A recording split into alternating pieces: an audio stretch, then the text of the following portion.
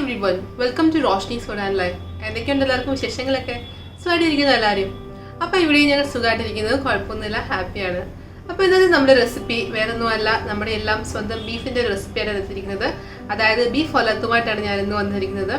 നല്ല ടേസ്റ്റി ആയിട്ട്, അതും നമ്മുടെ അപ്പത്തിൻ്റെയും ചപ്പാത്തിയുടെയും അതുപോലെ പൊറോട്ടയുടെയും ഒക്കെ കിട്ടില്ല എന്ന ഒരു ഐറ്റമാണ്. അപ്പോൾ ഒരുപാട് സമയമൊന്നും കളയേണ്ട, നമുക്ക് നോക്കാം എങ്ങനെയാണ് നമ്മുടെ കിടിലൻ ബീഫ് ഒലത്ത് തയ്യാറാക്കുന്നതെന്ന്.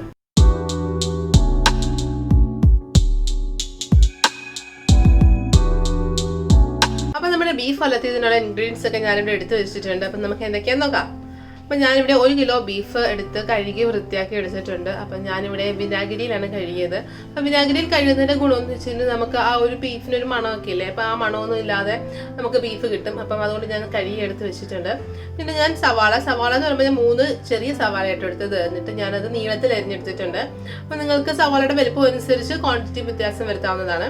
പിന്നെ ഇഞ്ചിയും വെളുത്തുള്ളി ഞാനിവിടെ ചതച്ചെടുത്തിട്ടുണ്ട്. ഒരു മീഡിയം സൈസ് ഇഞ്ചി, ഒരു 7-8 അല്ലി വെളുത്തുള്ളിയും കൂടെ ഞാൻ ചതച്ചെടുത്തിട്ടുണ്ട്.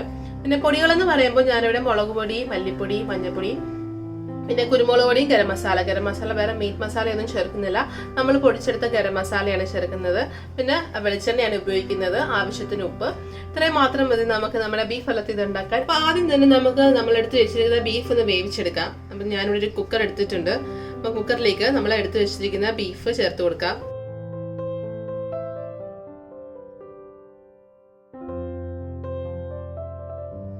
ഇനി നമ്മൾ എടുത്തു വെച്ചിരിക്കുന്ന ഇറച്ചിയിലേക്ക് നമുക്ക് ആവശ്യത്തിന് മുളക് പൊടിയും ബാക്കി മല്ലിപ്പൊടിയൊക്കെ ചേർത്ത് കൊടുക്കാം. ഞാൻ ഇവിടേക്ക് 1 ടേബിൾ സ്പൂൺ മുളക് പൊടി ചേർത്ത് കൊടുക്കുന്നുണ്ട്. അപ്പോൾ മുളക് പൊടി പിന്നെ നമ്മൾ മസാല ഉണ്ടാക്കുന്ന സമയത്തും ചേർക്കുന്നുണ്ട്, അതുകൊണ്ട് അതനുസരിച്ച് വേണം മുളക് പൊടിയൊക്കെ ചേർത്ത് കൊടുക്കാൻ. ഇനി നമുക്ക് ഇതിലേക്ക് കുറച്ച് മല്ലിപ്പൊടി ചേർത്ത് കൊടുക്കാം. ഞാനിവിടെ 1/2 ടേബിൾ സ്പൂൺ മല്ലിപ്പൊടി ചേർത്തിട്ടുണ്ട്. ഇനി നമുക്ക് ഇതിലേക്ക് കുറച്ച് മഞ്ഞൾപ്പൊടി ചേർത്ത് കൊടുക്കാം. നമുക്കൊരു 1/4 ടീസ്പൂൺ മഞ്ഞൾപ്പൊടി ചേർത്ത് കൊടുക്കാം. പിന്നെ നമുക്ക് ചേർക്കാനുള്ളത് നമ്മുടെ ഗരം മസാലയും നമ്മുടെ കുരുമുളക് പൊടിയാണ്. ഒരു 1/4 ടീസ്പൂൺ ഗരം മസാല ചേർത്തിട്ടുണ്ട്. ഞാൻ ഒരു 1/4 ടീസ്പൂൺ കുരുമുളക് പൊടി കൂടി ചേർത്ത് കൊടുക്കുന്നുണ്ട്. നമ്മൾ പൊടികളെല്ലാം ചേർത്തിട്ടുണ്ട്. ഇനി നമുക്ക് ചേർക്കാനുള്ളത് നമ്മുടെ ഉപ്പാണ്. നമുക്ക് ആവശ്യത്തിന് ഉപ്പ് ചേർത്ത് കൊടുക്കാം. കുറച്ച് കറിവേപ്പിലും കൂടെ നമുക്ക് ഇതിലേക്ക് ഇട്ട് കൊടുക്കാം. നമ്മൾ പൊടികളും മസാലയും നമ്മുടെ കറിവേപ്പിലയൊക്കെ ചേർത്തിട്ടുണ്ട്. വേറെ ഒന്നും നമ്മൾ ഇതിനകത്ത് ചേർക്കുന്നില്ല. അപ്പോൾ ബാക്കിയെല്ലാം നമ്മൾ മസാല ഉണ്ടാക്കുന്ന സമയത്ത് ചേർത്താൽ മതി. അപ്പം നമ്മൾ പൊടികളെല്ലാം ഇട്ടിട്ടുണ്ട്. ഇനി നമുക്ക് ആവശ്യത്തിന് വെള്ളം ഒഴിച്ച് നമുക്കൊന്ന് വേവിച്ചെടുക്കാം. അപ്പം വേവിച്ചെടുക്കുന്ന സമയത്ത് ശ്രദ്ധിക്കേണ്ടത്, നമ്മൾ വാങ്ങിക്കുന്ന ബീഫിന് പല വേവായിരിക്കും. ചിലപ്പോൾ നല്ല എളുപ്പമായിട്ടുള്ള ഇറച്ചിയായിരിക്കും, അല്ലെങ്കിൽ കുറച്ച് മൂപ്പ് കൂടിയ ഇറച്ചിയായിരിക്കും. അപ്പോൾ അതനുസരിച്ച് നിങ്ങൾ വേവിച്ചോണം. അപ്പം ചില ഇറച്ചിക്കാണെങ്കിൽ ഒരുപാട് വെള്ളം കണ്ടന്റ് കൂടുതലായിരിക്കും, ചില ഇറച്ചിക്ക് കണ്ടന്റ് കുറവായിരിക്കും. അപ്പോൾ അതൊക്കെ അനുസരിച്ച് നിങ്ങൾ വെള്ളം ഒഴിച്ചണം. അപ്പം ഞാനിവിടെ കുറച്ച് വെള്ളം ഒഴിച്ചിട്ടാണ് വേവിക്കുന്നത്. ഞാനിവിടെ ഒരു 1/2 കപ്പ് വെള്ളം ഒഴിച്ചിട്ടുണ്ട്. അപ്പൊ നമുക്ക് നന്നായിട്ട് മിക്സ് ചെയ്തെടുക്കാം.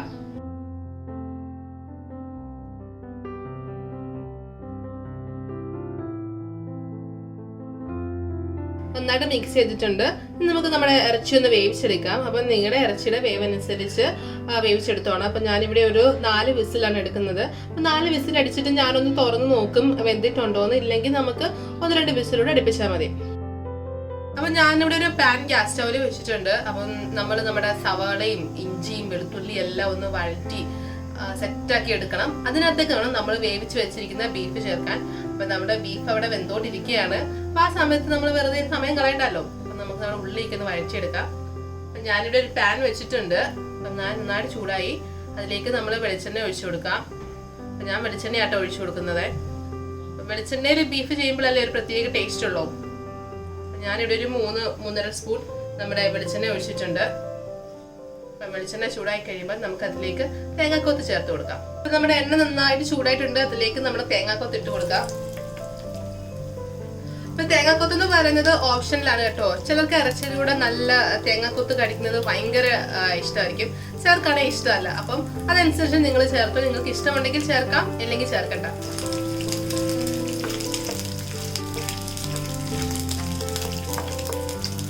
അപ്പോൾ നമ്മുടെ തേങ്ങക്കൊത്തൊക്കെ ഒരു ചെറിയ ഗോൾഡൻ ബ്രൗൺ കളറൊക്കെ ആയിട്ടുണ്ട്. അപ്പം നമുക്കിതിലേക്ക് നമ്മൾ ചതച്ച് വെച്ചിരിക്കുന്നത് നമ്മുടെ ഇഞ്ചിയും വെളുത്തുള്ളിയും ചേർത്ത് കൊടുക്കാം.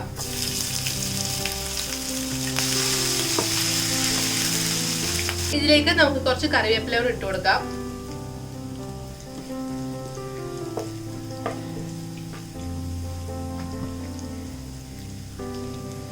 നമ്മുടെ ഇഞ്ചിയും വെളുത്തുള്ളിയൊക്കെ ഒന്ന് മൂത്തിട്ടുണ്ട്. അപ്പം നമുക്കതിലേക്ക് നമ്മൾ അരിഞ്ഞു വെച്ചിരിക്കുന്ന സവാള ചേർത്ത് കൊടുക്കാം.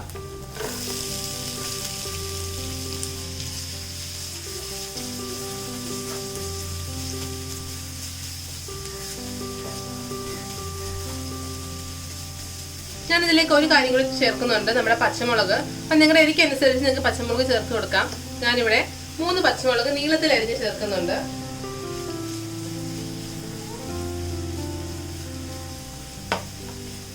നമുക്ക് നമ്മുടെ ഉള്ളി നന്നായിട്ടൊന്ന് വഴന്ന് വരണം. നല്ല വഴന്ന് വരുമ്പോൾ നമുക്ക് നമ്മുടെ മസാലപ്പൊടികളൊക്കെ ചേർത്ത് കൊടുക്കാം. അപ്പോൾ ഓൾറെഡി നമ്മൾ ബീഫിനകത്ത് മസാല ചേർത്തിട്ടുണ്ടായിരുന്നു. അപ്പം ബാക്കി കുറച്ച് നമ്മുടെ ഈ ഉള്ളിക്കൊക്കെ ഒന്ന് എരിവ് പിടിക്കാൻ വേണ്ടി കുറച്ച് പൊടികളൊക്കെ ചേർത്ത് കൊടുക്കാം.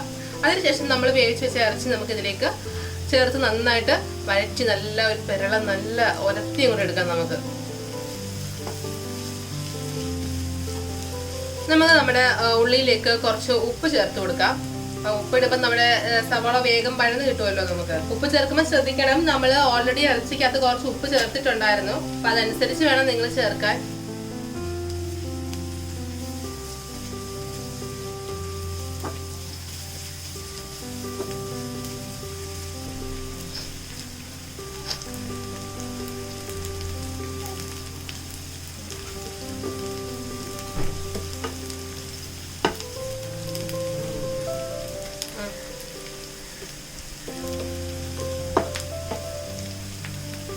ഇത് നമ്മുടെ ഉള്ളി നന്നായിട്ട് വഴന്നിട്ടുണ്ട്. നമുക്ക് ഇതിലേക്ക് നമ്മുടെ മസാലപ്പൊടികളൊക്കെ ചേർത്ത് കൊടുക്കാം.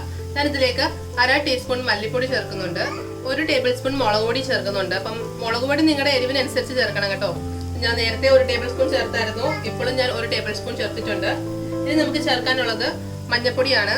ഓൾറെഡി നമ്മൾ കുറച്ച് മഞ്ഞപ്പൊടി ചേർത്തിട്ടുണ്ട്, എന്നാലും കുറച്ചൊരു മഞ്ഞപ്പൊടി, ഒരു 1/4 ടീസ്പൂൺ ഇല്ല, അതിനേക്കാളും കുറച്ചുകൂടെ കുറച്ച് മഞ്ഞപ്പൊടി ചേർത്തിട്ടുണ്ട്.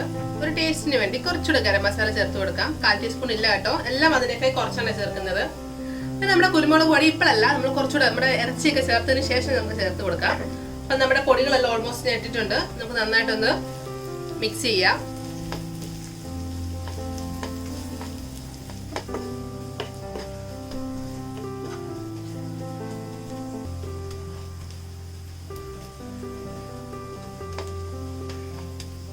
നമ്മുടെ പൊടികളെല്ലാം മൂത്തിട്ടുണ്ട്.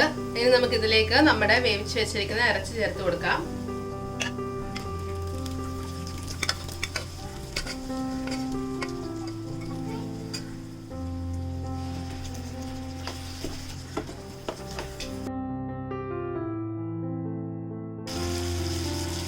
അപ്പൊ നമ്മുടെ ഇറച്ചി ഞാൻ വേവിച്ചപ്പോൾ 4 വിസിലാണല്ലോ ഞാൻ ആദ്യം വെച്ചത്. അപ്പം 4 വിസിലടിച്ചപ്പം ഇറച്ചി വെന്തില്ലായിരുന്നു, കുറച്ചുകൂടെ ഒന്ന് വേവാനുണ്ടായിരുന്നു. അപ്പം ഞാൻ 2 വിസിലൂടെ കൂടുതൽ അടിച്ചു. അപ്പം മൊത്തത്തിൽ എനിക്ക് 6 വിസിലടിച്ചപ്പോൾ നമ്മുടെ ഇറച്ചി വെന്ത് കിട്ടി.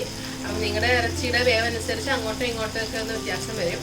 അപ്പം ഒത്തിരി അങ്ങ് ആദ്യം തന്നെ 6-7 വിസിലടിപ്പിച്ച് എടുക്കരുത്. അപ്പം നമുക്കൊരു 3-4 വിസിലടിച്ചതിന് ശേഷം നോക്കണം. നോക്കുമ്പോൾ നമുക്ക് മനസ്സിലാവും ഇനി വേവാനുണ്ടോ ഇല്ലയോ. അപ്പോൾ അതിനനുസരിച്ച് നിങ്ങൾ കൂട്ടിയെടുത്താൽ മതി, വിസിലനുസരിച്ച് കൂട്ടിയെടുക്കുക. അപ്പം നമുക്ക് ഇപ്പം എനിക്ക് 6 വിസിലാണ് ഞാൻ പറഞ്ഞല്ലോ. അങ്ങനെ ഇറച്ചി ഇപ്പം നന്നായിട്ട് തിളച്ചുകൊണ്ടിരിക്കുന്നു. കുറച്ച് വെള്ളം ഉണ്ടായിരുന്നു, അപ്പം ഇറച്ചിക്കകത്തുനിന്ന് നന്നായിട്ട് വെള്ളം ഇറങ്ങിയായിരുന്നു. അപ്പം ഞാൻ ആ വെള്ളം ഒഴിച്ചിട്ടുണ്ട്. ആ വെള്ളം നമ്മൾ കളയുവാണെങ്കിലുണ്ടല്ലോ ശരിക്കും ഒരു ടേസ്റ്റ് കിട്ടത്തില്ല. ആ ഇറച്ചിക്കകത്തുനിന്ന് ഇറങ്ങിയ വെള്ളവും നമ്മുടെ മസാല എല്ലാം കൂടെ ഉള്ള നല്ല ഒരു സൂപ്പ് പോലെ ഇരിക്കുന്ന ഒരു സംഭവം അല്ലേ ഇത്. അപ്പം അത് ആഡ് ചെയ്തില്ലെങ്കിൽ നമുക്ക് ശരിക്കും ഉള്ള ഒരു ഇറച്ചിയുടെ നമ്മുടെ ബീഫിന്റെ ടേസ്റ്റ് കിട്ടത്തില്ല.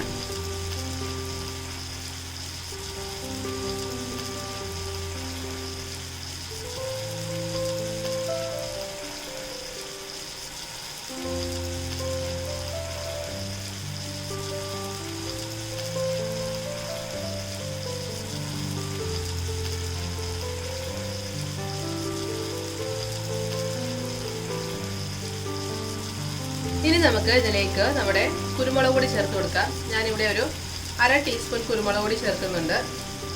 കുരുമുളകിന്റെ ഫ്ലേവർ നിങ്ങൾക്ക് ഒരുപാട് മുമ്പ് നിൽക്കണമെന്നുള്ളവർക്ക് കുറച്ചുകൂടെ കുരുമുളക് പൊടി ചേർത്ത് കൊടുക്കാം കേട്ടോ. അത് നിങ്ങളുടെ ഇഷ്ടത്തിനനുസരിച്ച് നിങ്ങളുടെ എരിവിനനുസരിച്ച് കുരുമുളക് പൊടി ചേർത്ത് കൊടുക്കാം.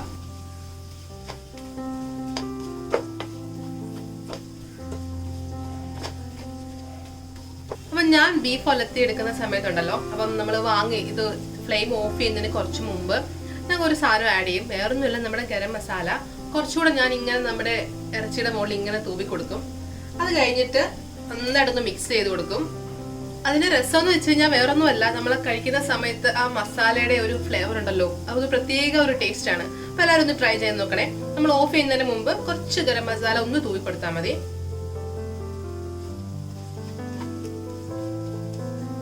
അപ്പം നമ്മുടെ ഇറച്ചി ഇവിടെ നമ്മുടെ മസാലയും എല്ലാം കൂടെ നന്നായിട്ട് പെരണ്ട് അതുപോലെ തന്നെ ഇറച്ചിക്കകത്ത് കുറച്ച് നെയ്യൊക്കെ ഉണ്ടായിരുന്നു, അതും ആ വെളിച്ചെണ്ണയും എല്ലാം കൂടെ ചേർന്ന് നല്ല അടിപൊളി ഒരു മണമൊക്കെ വരുന്നുണ്ട്. അപ്പൊ നമ്മുടെ ബീഫ് ഉലർത്തിയത് ഇവിടെ റെഡി ആയിട്ടുണ്ട്. നമുക്ക് ഫ്ലെയിം ഓഫ് ചെയ്യാം. നമുക്ക് ഇതൊരു സെർവിങ് പ്ലേറ്റിലോട്ട് മാറ്റിയാലോ.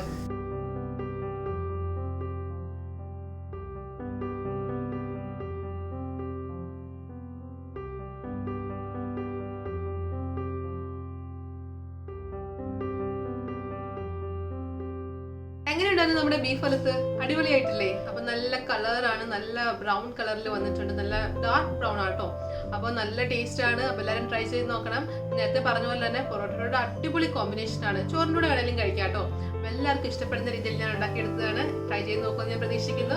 വീഡിയോ ഇഷ്ടമായി കഴിഞ്ഞാൽ ലൈക്ക് ചെയ്യാനും ഷെയർ ചെയ്യാനും ആരും മറക്കരുത്. ഇതുവരെ ചാനൽ സബ്സ്ക്രൈബ് ചെയ്തിട്ടില്ലെങ്കിൽ ചാനൽ ഒന്ന് സബ്സ്ക്രൈബ് ചെയ്തേക്കണേ. ഇതുപോലത്തെ നല്ല നല്ല റെസിപ്പീസുമായിട്ട് നമുക്ക് വീണ്ടും കാണാം. അതുവരെ ബൈ, ടേക്ക് കെയർ. രുചിയുടെ വർണ്ണങ്ങൾ നിങ്ങളുടെ മനസ്സ് നിറയ്ക്കട്ടെ. സ്നേഹത്തോടെ റോഷ്നീസ് ഫുഡ് ആൻഡ് ലൈഫ്.